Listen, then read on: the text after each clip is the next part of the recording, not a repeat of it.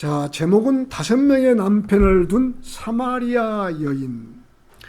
오늘 보실 요한복음 4장에서는 어떤 우물가에서 일어났던 예수 그리스도와 한 사마리아 여인과의 이야기로 유명한 장인데, 우리가 방금도 찬송을 했잖아요.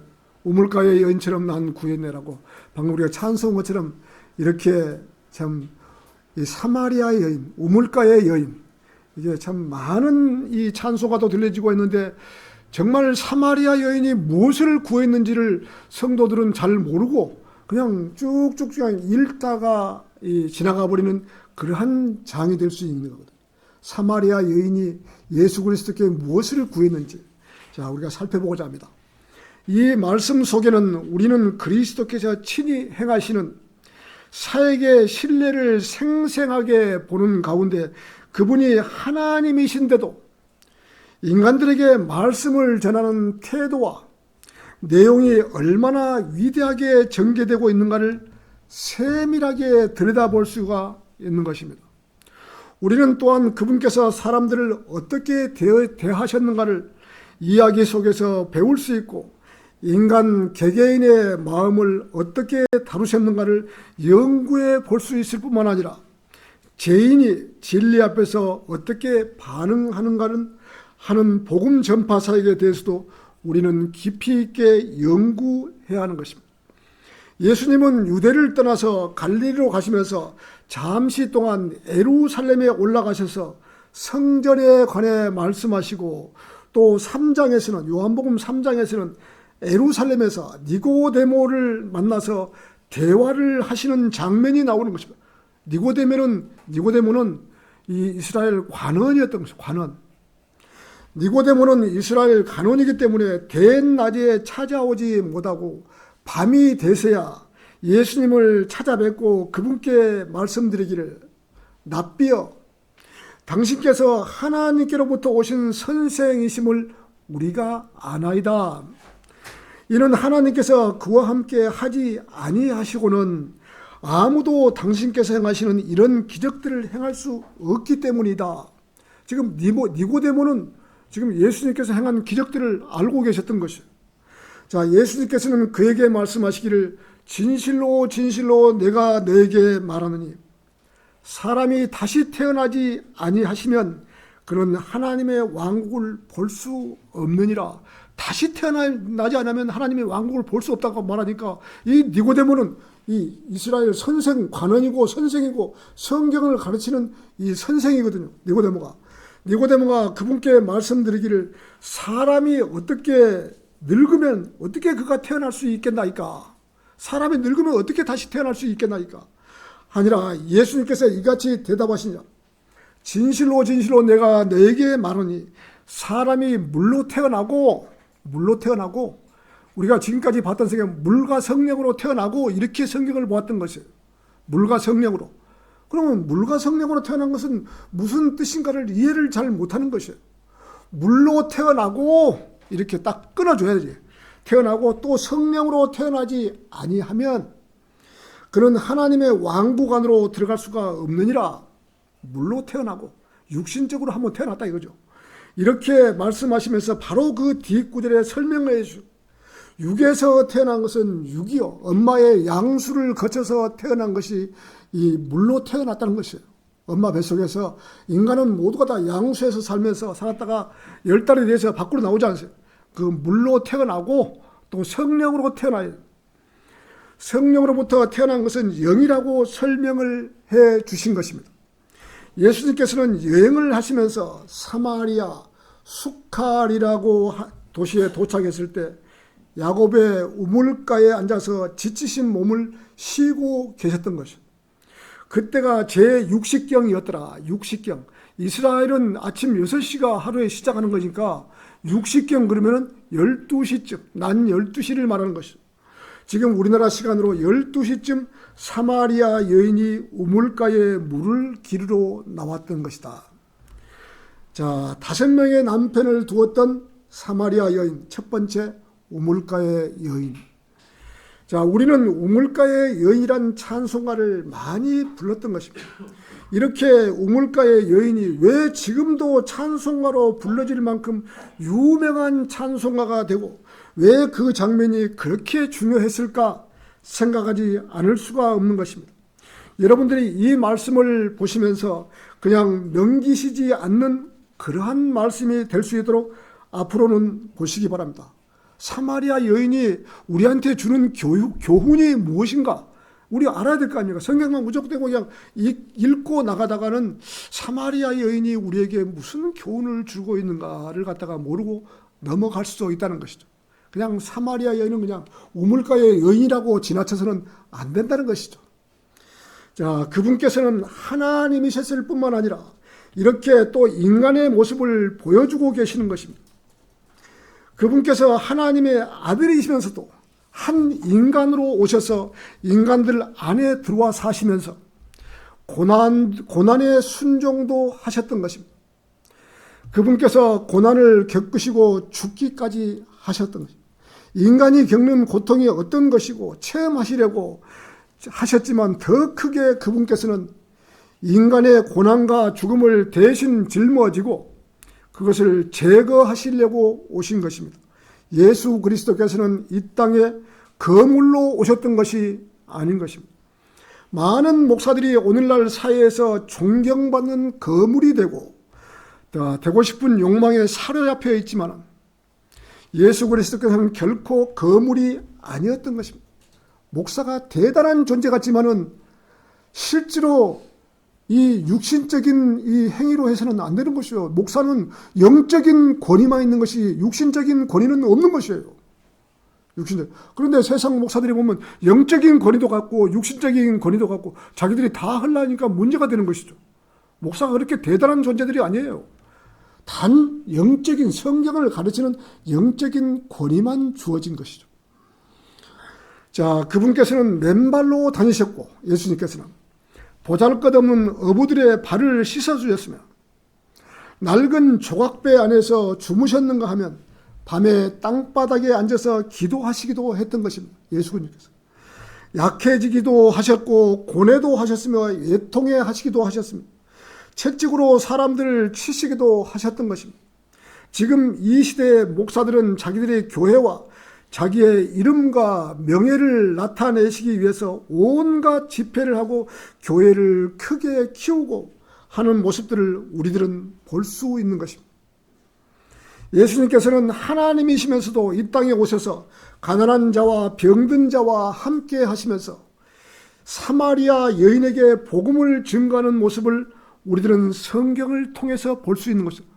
예수님께서 사마리아 여인에게 복음을 증거하는 것을 우리는 볼 수 있는 하나님이신 예수님께서 이방인 사마리아 여인에게 복음을 증거하는 모습을 성경을 보면 체계적으로 딱 나오는 것이에요.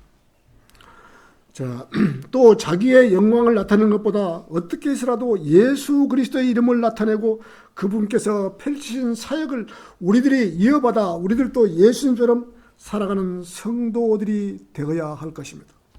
오늘 본문 7절에서는 어떤 사마리아 여자가 물을 기르러 오는데 예수님께서 그녀에게 말씀하시기를 나에게 마실 물을 달라 하시니라. 예수님께서는 여행하시는 동안 피곤함과 더위로 목이 마르셨던 것입니다.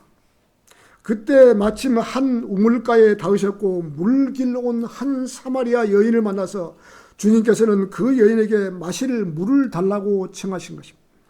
이렇게 시작된 사마리아 여인과 예수 그리스도의 사이에 오고 가는 대화가 있었던 것입니다. 겨우 물 한 모금 얻어 잡수기 위해 이렇게 많은 이야기를 들려주시는 것입니다. 그런데 성경을 보면은 물을 얻어 잡수셨다는 그런 기록은 어디에도 나오지 않는 것입니다. 왜 물을 달라고 했는데 물을 먹었다는 그런 기록은 나오지 않는 것이에요. 예수 그리스도께서 물을 마시고 싶어 하시는 장면이 성경에 딱 2번이 나오는데 물을 달라고 2번 나오는데 한 번은 바로 이 장면이고 또 한 번은 십자가에 달렸을 때이다. 십자가에 달렸을 때 목마르다.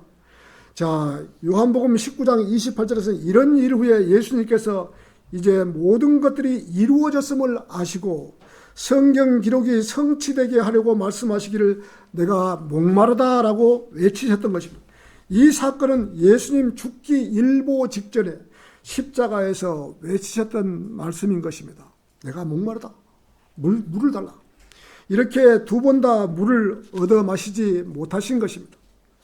십자가에 달리셨을 때 목마르다 하셨던 주님의 입술에는 안타깝게도 해면에 적신 식초가 전달되었던 것입니다. 예수님께서 그 식초를 받으신 후에 친히 말씀하시기를 다 이루었다고 말씀하셨느니라. 그러고 나서 그분께서 자신의 머리를 숙이고 숨을 거두셨던 것입니다. 오늘 본문 9절에서는 그때 사마리아 여자가 그분께 말씀드리기를 유대인인 당신께서 사마리아 여자인 제게 제게 마실 것을 구하시니 어찌된 일이니까.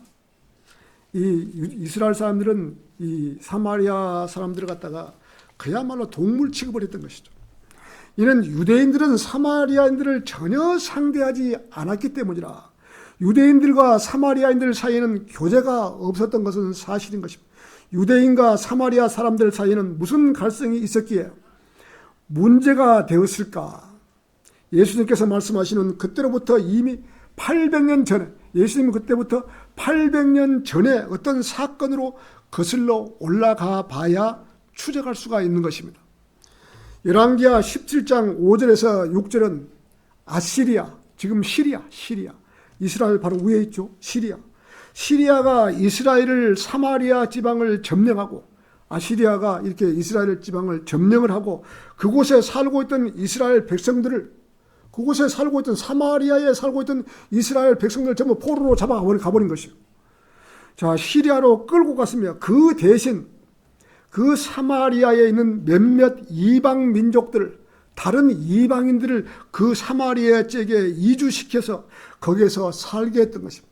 이스라엘 사람들은 아시아로 데리고 가버리고 이렇게 이방인들을 그 지역에 살게 했던 것입니다. 그런데 사마리아로 이주한 이들 이방인들 민족들 가운데서 이 문제가 생긴 것입니다. 하나님의 천사들이 나타나 그들 중 몇 사람들을 죽이는 사건이 발생했어요. 천사들이.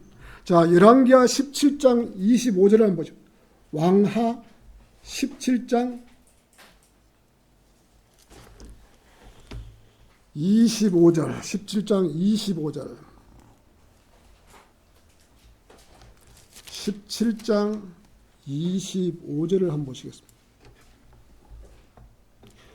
자, 그런데 그들이 거기에 거하기 시작할 때 이와 같은 일이 있었으니 그들이 주를 두려워하지 아니하더라. 그들이 지금 이 주를 두려워하지 아니하더라. 그러므로 주께서 그들 사이에 사자들을 보내셔서 사자들이 그들 중 일부를 잡아 죽였더라. 이러한 이유로 그들이 아시리아 왕에게 일러 말하기를 당신께서 이주시키셔 사마리아 도시들 안에 위치시키신 민족들이 그 지역의 하나님의 예법을 모르나이다.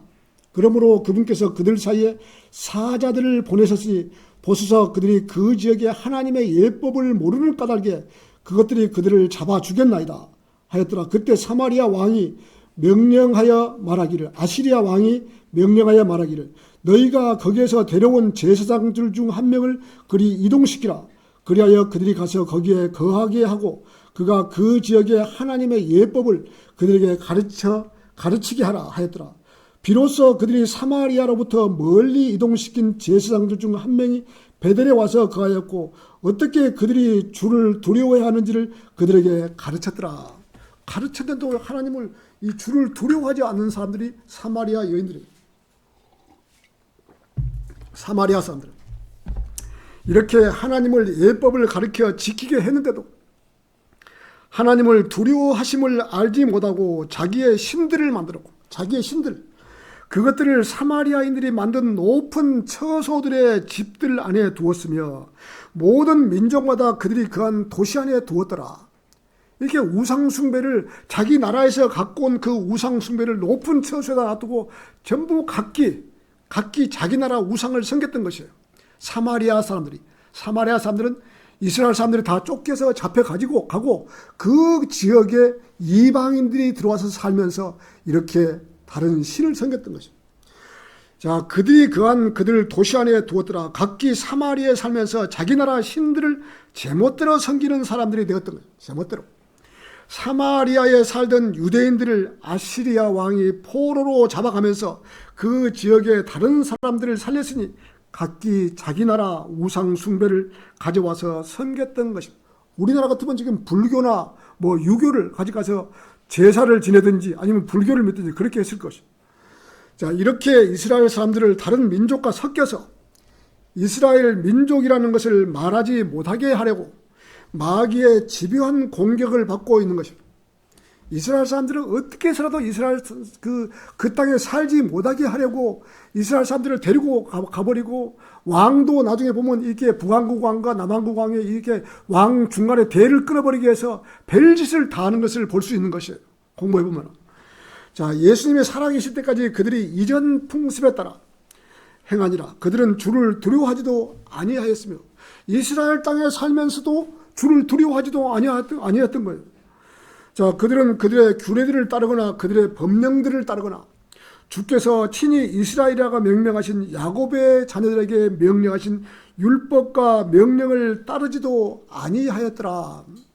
이런 우상 숭배자들이 사마리아에 살았으니 이스라엘 사람들은 사마리아 사람들을 동물 취급을 했던 것입니다.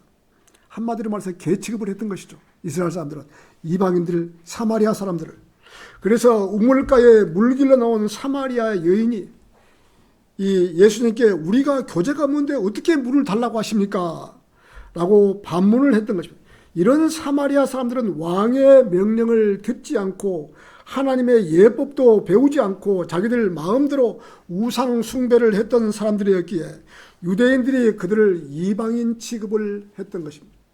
이것을 시작으로 사마리아 지방은 이방 족속들과 이스라엘 족속이 뒤섞여져 섞여 살게 되었던 것이죠. 여기서 자연히 혼혈족이 형성되었던 것입니다. 그래서 정통 유대인들은 사마리아 사람들을 더러운 피가 섞인 혼혈족으로 몰아 순수한 이스라엘의 피가 흐르지 않는 민족으로 천대하게 되었던 것. 천대. 자, 바로 이곳 사마리아를 예수 그리스도께서 방문하시면서 우물가의 여인을 보고 물을 조금 달라고 하셨던 것입니다. 사도 시대에 와서도 스데반 집사의 거국적인 설교를 했을 때 스데반 집사가 거국적인 설교를 했던 것은 이스라엘 사람들이 그 설교를 듣고 예수 그리스도가 하나님이시라는 것을 알았다면 그때 천년왕국으로 들어가 버린 것이에요. 천년왕국. 이 땅은. 근데 이스라엘 사람들이 반대를 했잖아요. 특히나 사도 바울 같은 경우에 그때는 사울이었죠. 사도 바울이 반대를 했기 때문에 이스라엘 사람들이 천년왕국으로 그때 당시에 들어가지 못. 예수님께서 하늘에서 내려오시려고 서 계셨던 것이에요. 지금 이런 것이 있기 때문에 우리나라 교계에서 모르는 것이에요. 왜 예수님 초림 때하고 재림 때하고 이런 2000년 뒤로 연기됐다는 것을 까마득히 모르는 것이에요. 얼마나 안타까워. 마태복음 5장, 6장, 7장, 마태복음 4복음서를 갖다가 이렇게 지금 이 시대에 지금 갖다 대고 있잖아요. 지금. 아니죠. 예수님 초림 때는 그때 받아들였으면은 천년 왕국으로 들어가기 위해서 선포를 했던 말씀이에요. 그런데 2000년 뒤로 연기를 했기 때문에 그 시대의 것을 갖다가 마태복음부터 사복음서를 우리가 받아들이면은 엄청난 이단들이 되어버려요. 이것이 결코 우리나라 사람들이 이 교인들이 알지 못하는 그런 부분이 되어버린 것이죠. 얼마나 안타까워요. 시대적으로 분류를 못하기 때문에 마태복음이나 사복음서를 지금 우리에게 주어졌다고 받아들이기 때문에 엉망진창이 되어버린 것이죠. 안타깝기 그지없죠. 예수님이 왜 초림 때 와서 천년왕국으로 들어갈 때 들어가지를 못하고 2000년 뒤로 연기를 해버렸는데 그 연기된 과정을 지금 우리한테 갖다 붙이니까 안 되는 것이죠. 한마디로 말해서. 그래서 우리가 진리의 지식으로 이렇게 공부를 하다 보면 이렇게 연기가 됐고 지금 교회 시대 2000년이 로마서부터 빌레몬서까지가 우리에게 주어지는 말씀이고 그 외에는 아니구나. 이렇게 알아야 되는데 그런 사실을 모르니까 참 어렵게 되는 것이에요. 성경이. 그래서 성경이 어려운 건데 이 시대적으로 구분만 하면 너무 쉬운데 시대적으로 구분을 못하니까 지금 우리나라 교회에서 이런 것을 모르고 있기 때문에 엄청 어렵게 느껴지는 것이죠.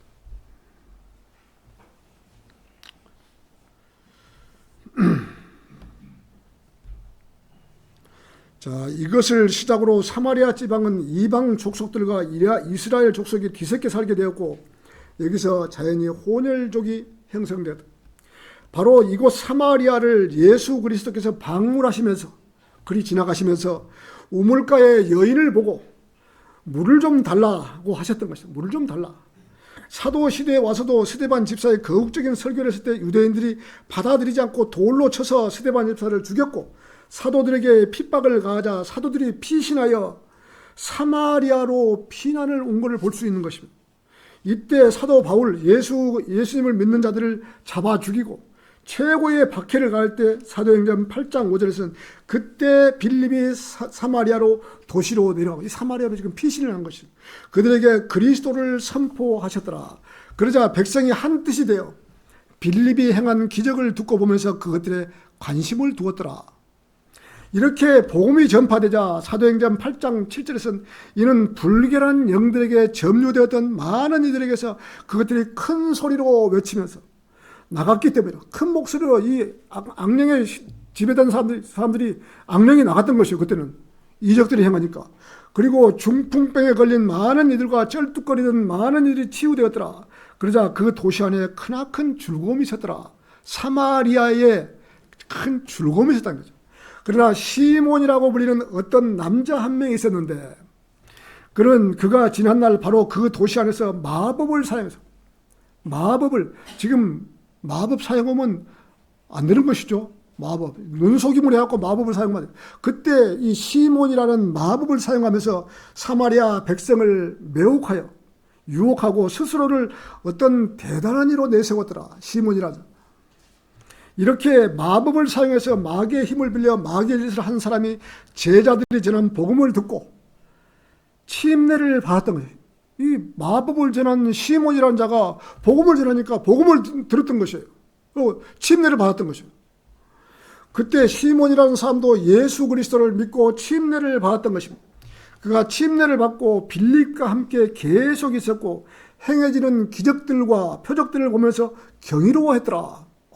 보니까 이게 구원받은 사람이 보면 이렇게 하면 이게 성령을 받고 그런 거 보니까 너무나 자기가 막 좋은 거죠. 막 여태까지 마법을 통해서 했는데, 근데 그 사람이 시몬이라는 사람이 구원을 다 받고 나니까 이 빌립이 행하는 것을 보니까 이게 너무 좋은 게, 자기도 이제 돈을 주고 이제 그걸 살라고 하는 것이죠.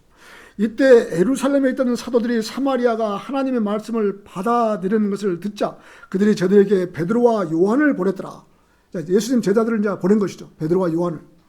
저들은 오직 주 예수 그리스도의 이름으로 침례만 받았기 때문에, 그때만 사도행전은 여러분 이걸 교리로 잡으면은 큰 문제가 되는 것이에요. 사도행전을 사도들의 행적이에요. 행적. 그야말로 사도의 행전을 갖다가 교리로 잡으면은 큰 불편이 일어나는 거예요. 이단이 되는 거예요. 근데 우리나라 이 장로교에 보면 사도행전이 꿈꾸는 교회 이렇게 해갖고 지금 하는 교회가 많이 있어요. 사도행전을 교리로 잡으면 아직까지 이때만 해도 주 예수 그리스도의 침례만 아는 거예요. 예수 그리스도의 피는 모르고, 그 지나오면서 하나씩 이 과정이 있는데 그 과정을 모르고, 그러면서 제자들이 두 손으로 안수함을 통하여 성령님이 주어지는 것을 시몬이 보자, 이 마법을 얻는 시몬이 구원을 받고 나서, 침례를 받고 나서 이렇게 빌립이 하는 것을 보니까 성령을 막 주고 그러거든요. 그러니까 이 친구가 이제 자기도 하고 싶어가지고 그가 그들에게 돈을 내밀며 말하기를, 돈을 주면서, 제자들에게 돈을 주면서 말하기를, 제가 두 손으로 안수하는 자는 누구나 이게 그가 성령님을 받을 수 있도록 이 권능을 제게도 주소서. 예수님 제자들이 12제자가 하고 있으니까 자기도 부러워가지고 성령을 주고 그러니까 자기도 돈을 주면서 나도 좀 이렇게 좀 할 수 있게. 사람마다 누구나 이렇게 그런 마음이 없겠습니까? 12제자가 이게 성령을 주는 걸 보고 그러니까 자기도 욕심이 나가지고 돈을 주면서 이렇게 나도 좀 이렇게 해달라고. 구원받은 성도가 구원받은 성도라 해서 아무런 지식이 없으니까 그럴 수도 있는 것이죠. 너의 돈이 너와 더불어 망하기를 바라노라. 베드로가 그랬죠. 이는 네가 하나님의 선물이 돈으로 구매될 수 있다고 생각하였기 때문이라. 이렇게 사도행전 8장에서 사마리아에 복음이 전파되는 것은 우리는 성경을 통해 볼 수 있는 것입니다. 우리는 오늘 예수님께서 사마리아 여인에게 복음을 전했던 그 도시가 어떤 도시였는가와 왜 예수님께서 이방인 사마리아로 가서 복음을 전하고 이틀이나 그곳에서 묵으셨는지 알아보아요. 왜 사마리아에 가서 이틀이나 예수님께서 그 지역에 묵으면서 복음을 전했는가를 우리는 성경을 통해서 알아야 된다 이거죠. 그냥 이틀 동안 사마리아에 계셨구나, 이것이 아니고 이틀이 무엇을 주어지는가를 갖다가 우리는 알아야 된다는 것이죠. 사마리아라는 도시는 유대인들이 싫어하는 도시라는 것을 우리가 성경을 통해서 알 수 있는 것입니다. 그런데 예수님이 거기 가서 사마리아 가서 이틀을 갖다 머물고 복음을 전했던 것이죠. 그때는 예수님 피 흘리시기 전이었는데, 자, 5명의 남편을 둔 여인, 사마리아 여인.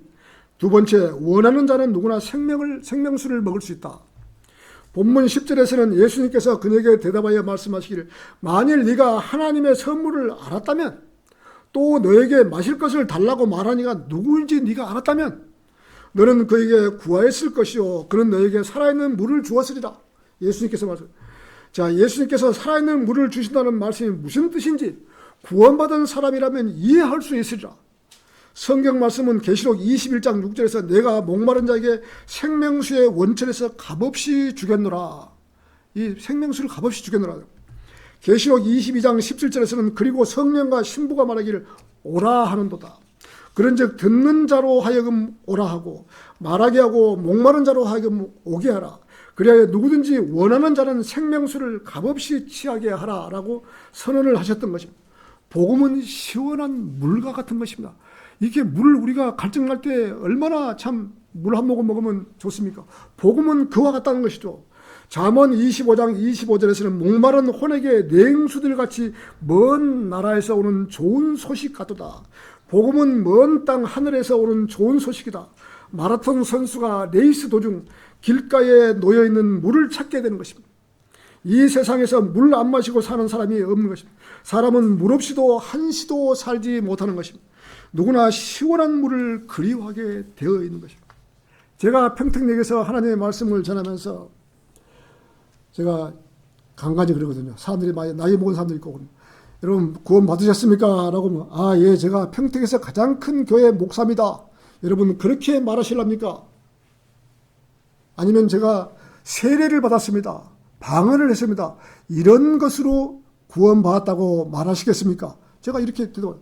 그 사람이 거기에 감동을 받은 것 같아요. 자기가 큰 교회 장로인데 제가 자기가 정답을 찍으니까 마음을 찌르니까 자기는 구원받은 기억이 없는 것 같은데, 내가 설교에서 평택에서 가장 큰 교회 장로입니다, 구원 받으셨습니까? 라고 물어보는데 자기는 그렇게밖에 대답을 못하니까 가다가 양심에 찔려가지고 다시 나한테로 와서 그 설교하는 녹음을 다 처음부터까지 다 하더라고요.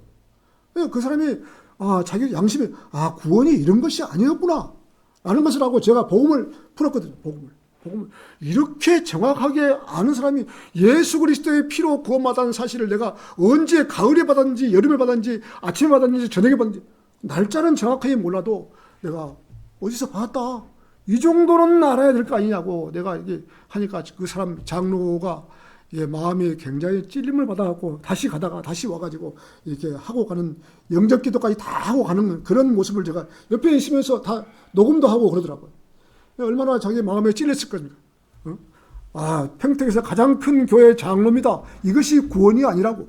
여러분들도 한번 그렇게 해보십시오. 사람들이 많이 찔림을 받는 것이죠. 자, 샘에서 솟는 시원한 물은 갈증을 풀어줄 뿐만 아니라 온 몸에서 힘이 솟아나게 해주는 것입니다. 이런 생수를 주시는 분이 바로 예수 그리스도이십니다. 그분께서는 이 세상 모든 사람들에게 생수를 주시러 오는 것입니다. 그래서 그분이 누구이신 줄을 아신다면 누구나 그분께 나아가 생수를 마시기를 바라는 것입니다. 그런데 이 사마리아 여인은 예수님께 물을 조금 달라고 하셨을 때 그 여인은 예수님께 물을 드리는 것이 아니라 유대인 당신께서 어떻게 사마리아인 나에게 마실 물을 달라고 하십니까? 라고 시비를 걸고 지금 있는 거예요. 지금 사마리아 여인이 예수님, 하나님이신 거 모르는 예수님을 시비를 걸고 있는 거예요. 왜 물을 달라고 하시냐고. 이런 사마리아 여인에게 그분께서 바로 죄인이 이 구원의 문제에 초점을 맞추면서 하나님의 선물과 너에게 말한 이에 대한 말씀을 하신 것입니다. 예수님께서. 이 사마리아 여인은 사실 누구한테 선물 같은 것은 한 번도 받아본 적이 없는 불쌍한 여인. 자, 버림받은 여인인 거죠.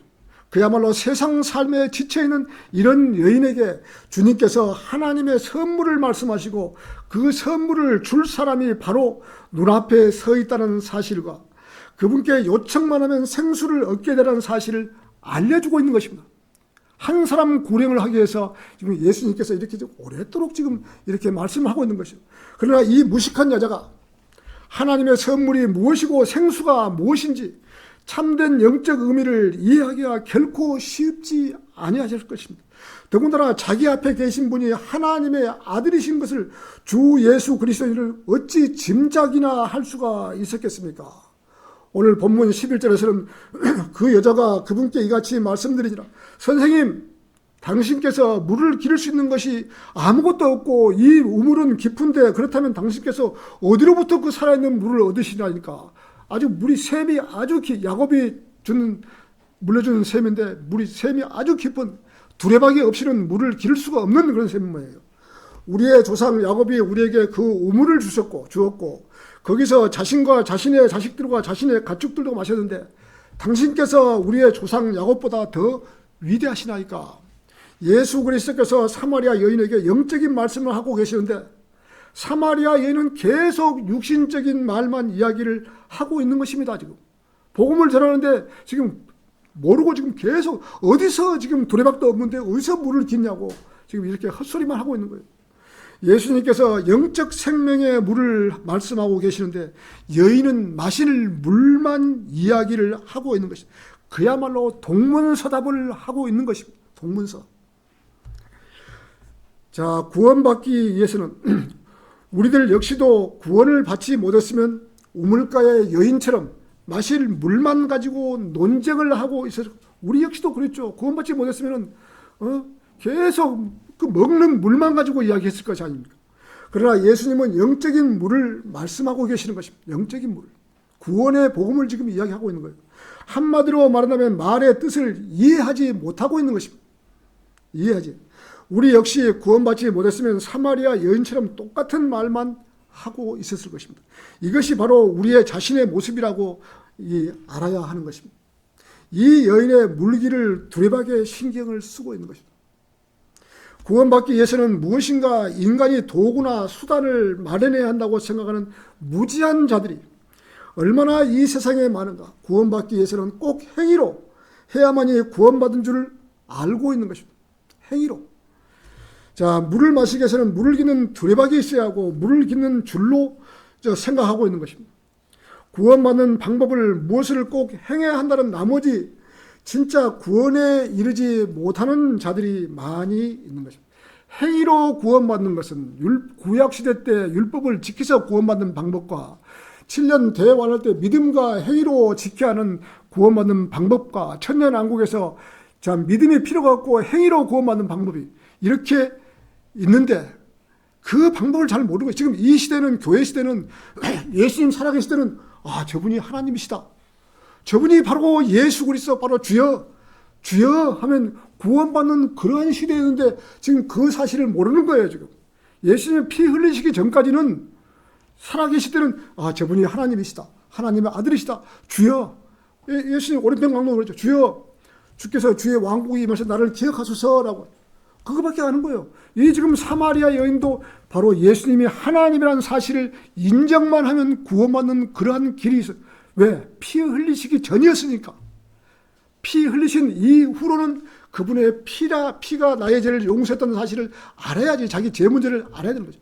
지금 이 시대에서도 예수님께서 복음 전하면서 사마리아 여인 보고 너는 5명의 남편이 있었지 않냐 이렇게 좀 전곡을 찔러버린 거예요. 지금 우리가 복음 전할 때 그 사람의 죄 문제는 전혀 관여하지 않고 그냥 순수한 그냥 복음만 전하고 믿겠습니까? 예, 제가 믿습니다. 그럼 그게 구원이라고 이렇게 말하시는 분도 대중에 있어요. 아니에요. 지금 예수님도 네 남편이 5명이나 있었지 않냐? 죄를 찔러버린 거예요. 사마리아 여인에게. 성경 뒤에 보면은 네 남편이 5명이 있었잖아. 사마리아 여인이 그때서 실토라는 거예요. 자기가 자기의 어떤 과거를 정확하게 알아. 나는 5명의 남편이 있어서 지금 있는 남편도 네 남편이 아니지 않냐? 이렇게 전곡을 찌르니까 이 사마리아 여인이 돌아서는 것이죠. 우리도 복음 전할 때 그 사람의 죄인이라는 사실을 인정하지 않는다면 복음 풀어봐야 말짱한지래요. 그 사람이 자기가 죄인이라는 사실을 알아야 되는 거야. 아, 나는 죄를 지을 수밖에 없는 그러한 사람이었구나. 나는 죄인이었구나. 죄인이 구원받는 것이지 죄인 아닌 사람이 어떻게 구원받을 수 있어요? 그래서 당연히 자기가 죄인이라는 사실을 아는 것처럼 여기서도 지금 예수님께서 이 남편이 5명이 하셨잖냐. 죄를 찔러버린 거예요. 예, 사마리아 여인이 꼼짝도 못하는 것이죠. 자, 나머지 진짜 구원에 이르지 못하는 자리 많이 있는 것이다. 구원받기 위해서는 어떤 행위나 물질이나 다 필요가 없고 사마리아 여인은 저분이 하나님의 아들 예수 그리스도이시다. 저분이 하나님이시다라는 것만 알았다면 구원을 받을 수 있었던 그러한 시기였어요. 지금 이 시대에서도 예수님이 하나님이라는 사실과 그분께서 나의 죄를 용서해 주셨다는 사실을 마음으로 믿고 입으로 시인한다면 구원을 받는 것입니다. 얼마나 쉽게 받습니까, 구원은? 자, 머리로만 믿지 않고 마음으로. 지금 우리나라 교회에서 머리로 믿는 사람이 어디 한두 명이 있습니까? 예수님을 교회 가면 크리스마스 한 번만 가서 하나님의 아들 예수님께서 나의 죄를 위해서 십자가에 죽으시고 장사했다가 3일 만에 살아난 사실을 모르는 교인들이 어디에 있겠습니까? 다 아는 거죠. 그 사람들이 전부 다 구원을 받았을까요? 아니에요. 머리로만 믿고 마음으로 믿지는 못한 거예요. 우리 성경에 로마서 10장 9절 마음으로 믿고 입으로 시인하면, 마음으로 믿고 머리로 믿지 않고 마음으로 믿고 입으로 시인하면 구원받는다고 했잖아요. 지식적으로 이게 지식이 너무 올라가면은 지식적으로 머리로만 믿고 마음으로 설마 뭐 예수님이 그랬으려고 마음으로는 못 믿는 거예요. 그랬었구나. 예수님께서 하나님이신데 이 땅에 오셔서 인간들을 위해서 이렇게 십자가에 죽으시고 장사되셨다가 3일 만에 살아나시고 나의 죄를 용서해 주고 그랬었구나. 이것이 지식적이 아니고 믿음으로 마음으로 믿고 입으로 신해야 구원받는 것이지 지식적으로 믿어버리면 안 된다는 것이죠. 우리나라 교회에 하도 많은 사람들이 지금 지식적으로 믿고 있다는 것이에요. 사실 모르는 사람이 사도신경이나 이런 거 보면 믿지 못할 사람 누가 있겠어요? 다 알죠. 그런데 이 사람들 물어보면 구원을 받지 못한 것이에요. 왜? 머리로만 알았기 때문에. 지식적으로 알았기 때문에. 똑똑한 사람이 구원받는 것 같아도 그 사람들은 똑똑한 사람들은 마음으로 믿지 못하고 꼭 지식적으로 믿어요. 서울대를 수석으로 나온 사람은 똑똑하다 보니까 이 마음으로 믿지 못하고 지식적으로 믿어버려요. 그 정도? 알았어? 내가 알았어. 다 알아. 이렇게 다 알아버린 거예요. 자, 구원받은 것을 꼭 자기가 무엇을 해야 구원받은 줄을 알고 사람들을 믿음으로 구원받는다고 해도 어찌 그것만 가지고 구원받을 수 있겠느냐라고 하면서 구원받지도 않은 사람이 구원받기 위해서는 행위로 가난한 자를 도와주고 가난한 자에게 밥을 퍼주고 불쌍한 사람을 도와주는 일이 구원받는 길이라고 생각하고 있는 것입니다. 그런 일만 행하고 있기 때문에 구원을 받지 못하는 것입니다. 우물가에 여인이 생각했던 것처럼 깊은 물을 퍼올리는 데 집중하고 있는 것입니다. 행위가 없으면 물을 어떻게 먹을 수 있겠느냐라고만 생각을 하는 것입니다. 그러면서 우리의 조상 야곱이 우물을 우리에게 주었다는 사실을 내세우며 우물을 자랑하고 있는 것입니다. 우물을 자랑하고 있는 것이에요. 인간들이 제 손에 쥐어진 그 보잘것없는 것에 의존하지 하고 자랑하고 의시되고 있는 것입니다. 그러면서 당신이 야곱보다 더 위대하시나이까? 라고 하나님이신 주 예수님께 대들고 있는 모습을 우리는 성경을 통해서 보고 사마리아 여인. 자, 5명의 남편을 둔 사마리아 여인이 구원을 받다. 본문 요한복음 4장 13절에 14절은 예수님께서 그녀에게 대답하여 이같이 말씀하시오. 누구든지 이 물을 마시는 자는 다시 목마르리라. 그러나 누구든지 내가 줄 물을 마시는 자는 결코 목마르지 아니하리라. 오히려 내가 그에게 줄 물은 그 안에서 영원한 생명으로 솟아나는 샘물이 되리라. 한 번 마시면 영원히 목마르지 않는 물, 이것이 보통 물이 아닌 것입니다. 그렇다고 이 물은 영적인 의미로만 해석할 수가 없는 것입니다. 이 물은 물질적이면서도 영적인 물, 즉 영생을 말하는 것입니다. 영생이라고 말하면 사람들은 그것을 추상적인 어떤 것처럼 생각하고 영적으로만 해석해 버리려고 하지만 영생은 영적이면서도 또 실제적인 생명인 것입니다. 만일 여러분들이 구원받은 성도라면 영생을 가진 것입니다. 영생이 뭐 대단하게 이렇게 영생? 뭐 별것도 아니라고 생각하는데 아니에요. 영생은 천년왕국에서 우리가 몸이 변화된 몸으로 1000년 동안 살 수 있고 새 예루살렘에 가서 영원 무궁토록 우리는 관리자로서 살아가는 것이에요. 생각해 보십시오. 그 수많은 천년왕국에서 올라간 이 백성들, 그 수많은 그 행성 중에서 이 행성에 참은 저 행성으로 넘어가고 끝도 없는 행성을 우리가 다스리고 사는 사람들이에요. 근데 그것이 아무것도 아니에요. 대단히 축복받은 사람들이에요. 지금 이 시대에 구원받은 사람들은. 알고 살아가는 그 영생은 아직까지 영적인 생명. 그러나 예수 그리스도께서 우리들의 이름을 호명해 주실 때 몸은 무덤에서 다시 일어날 수 있고 살아있는 사람은 변화된 몸을 입고 하늘로 올라가서 영원토록 영생을 누리는 것입니다.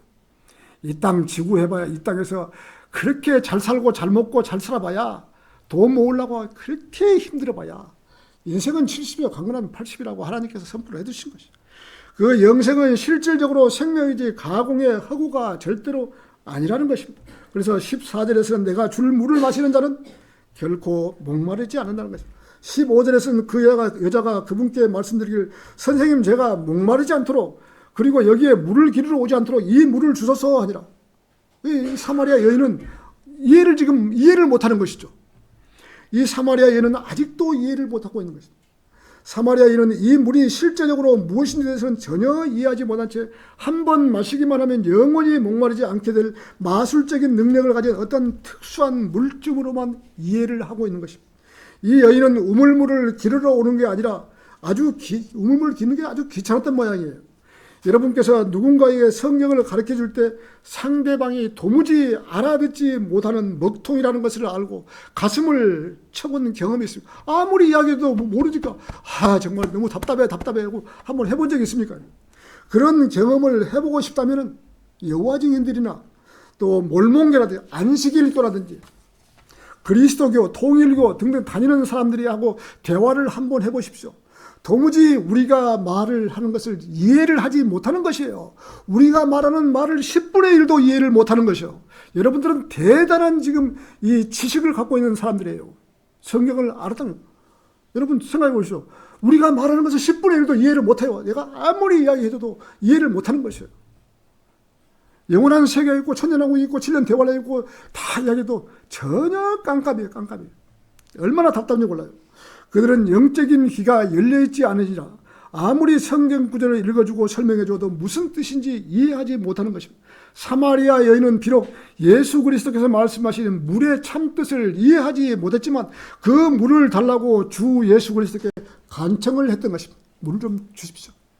그리스도께서 그녀에게 물을 주시기 위해서 그녀의 죄 문제를 먼저 해결하셔야만 했던 것입니다. 죄 문제를 먼저 그 사마리아 여인의 죄 문제를 해결했던 것입니다. 그녀가 스스로 죄인임을 인정하도록 하셔야만 했던 것입니다.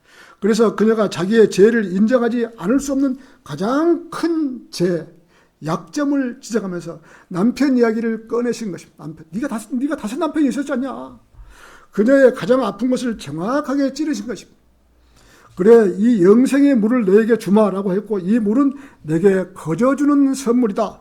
그러나 나에게는 그 물을 받기 전에 너의 죄 문제부터 해결해야겠다 라고 하면서 사마리아 여인의 5 남편이 있다는 것을 거론을 했다. 네가 5 남편이 있어. 예수님께서 한 사람을 구령하기 위해서 그 사람의 죄 문제를 거론하고 자백하고 참여하는 모습을 먼저 보시고 복음을 전했던 것입니다. 죄인으로 하여금 자기가 버림받은 자임을 자기 입으로 고백토록 한다는 것은 쉬운 일이 아닌 것입니다. 사람이 자기 입으로 나는 죄인입니다 라고 말하는 것은 대단한 용기와 결단이 필요한 것입니다. 그렇게 하지 않고는 진정으로 그들을 그리스도께로 인도할 수가 없는 것입니다.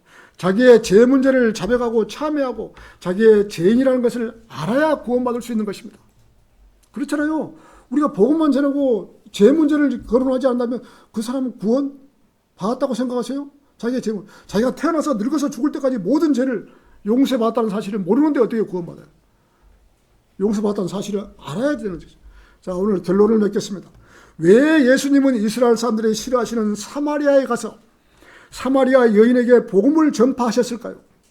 이스라엘 사람들이 가장 천대하는 이방인들에게 복음을 증거해서 혼을 구원받게 해주셨습니다.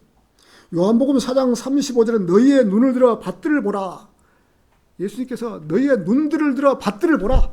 밭을 좀 보라 이거지. 세상 사람을 보라 이거지. 이는 그것들이 수확하도록 이미 하얗게 되었기 때문이라. 전 세계적으로 이 수확하게 밭들이 하얗게 곡식이 다 익었다 이거죠. 곡식이 익었다 이거죠. 그런지 거두는 자는 품삯을 받고 우리가 불행해서 혼을 이겨오는 자는 품삯을 우리가 받는 것이에요. 품삯. 그냥 여러분들이 가서 길거리 나가서 하는 것이 공짜가 아니고 품삯을 받는다고 성경에 기록되어 있잖아요. 품삯을 받고, 우리가 품삯이 얼마가 될지는 모르지만 우리가 품삯을 받고 하늘에 지금 유업에다가 금고에다가 저축을 해놓는 것이에요. 품삯. 우리가 품삯을, 하나님의 일을 하면 하나님께 주시는 품삯을 우리가 받는다는 것이죠. 성경에 기록되어 있잖아요. 자, 영생에 이른 열매를 모으나니 뿌리는 자도 거두는 자도 함께 크게 기뻐요. 뿌리는 자도 거두는 자도 함께 크게 기뻐함이라. 그런즉 한 사람은 뿌리고 또 한 사람은 거둔다라고 그처럼 말한 것이 이 점에서 참되니라. 우리가 거리 설교에서 지나가는 행인들이 그냥 사람이 죽으면 끝이 아니구나, 죽는 그 순간부터 새로운 세상이 기다리고 있구나, 그건 우리가 뿌리는 거예요. 뿌리는 거예요.